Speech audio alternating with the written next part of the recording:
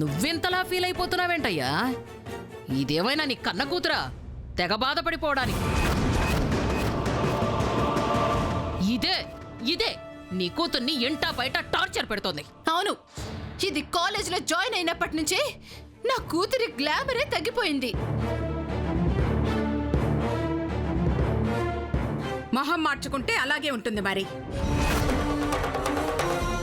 ఊరుకున్న వాళ్ళని ఊరంతా కలిసినా ఏమీ చేయలేరు. నువ్వేదో అంటావు, భూమి మంచి మాటే అంటుంది. నాకేంటి చెప్పేదని తిడతావు.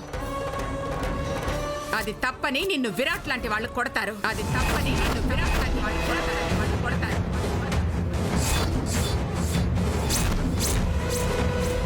భూమి, ఇట్రామ్మా.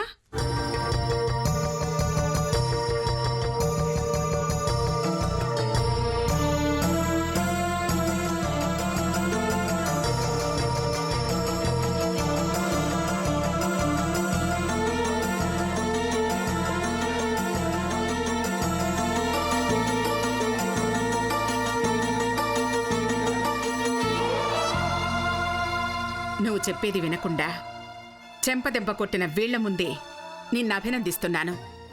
కందిపోయిన నీ బుగ్గలను భూలక్ష్మీదేవి గారి బుట్టలు ఓదారుస్తాయనుకుంటున్నాను.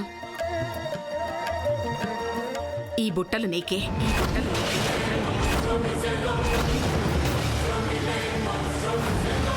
కొండమ్మా, అమ్మగారు, భూమి చెవులు నిండుకునేలా చెయ్యి. అట్టాగే అమ్మగారు.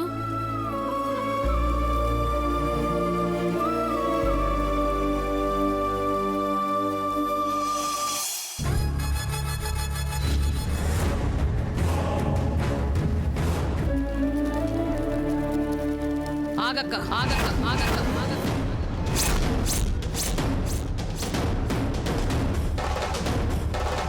మా బావగారి అమ్మగారు భూలక్ష్మీదేవి గారు వీలునామాలో ఏం రాయించారో నీకు గుర్తుందనే అనుకుంటా. నీకిప్పుడు గుర్తొచ్చిందనుకుంటా. నేనెప్పుడు మర్చిపోలేదు, పోను. ఈ ఇంటి వారసురాలికి పెద్దావిడ నగా నట్ర అందాలని రాసుంది కదా, మరి ఇదేమిటక్క? ఎవరో ఏంటో తెలియని దీని చెవులకి బుట్టలు పెడితే నువ్వు మా అందరి చెవుల్లో పువ్వులు పెట్టినట్టే. నిజానికి మీరే పూలు తెచ్చి భూలక్ష్మి పాదాల చింత పెట్టాలి. అంత కర్మ మాకేం పట్టలేదత్తయ్య. పూలు పెట్టి పూజ చేయాలా? జోక్ చేస్తున్నావా నానమ్మా?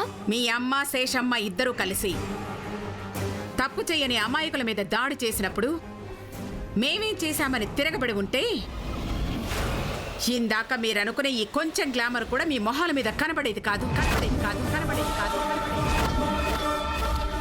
పెద్దవాళ్ళు గొప్పవాళ్ళు అన్న భావన భయం వీళ్ళకుండబట్టి మీరు బతికిపోయారు.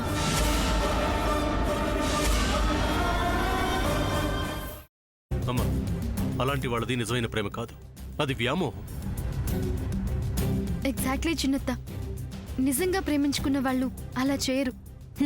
ఎంత మనసు విరిగిపోతే కన్న కూతుర్ని పట్టుకొని మా దృష్టిలో చచ్చిపోయా ఉంటుందా తల్లి? అది సరే అమ్మా, తన కూతురుతో తన మాట అనేటప్పుడు ఆమె మాటల్లో వ్యథ, కళ్ళల్లో బాధ గమనించావమ్మా? పెద్దబాబుకు బర్త్డే విషెస్ చెప్పు కూడా వెళ్ళాం కదా. ఊరికే ఎలా కాలిపోతుంది? మంట పెడితేనో పడితేనో తగలబడుతుంది.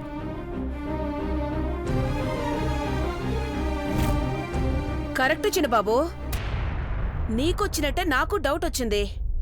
పార్వతే షర్టును తగలబెట్టిందనుకుంటా.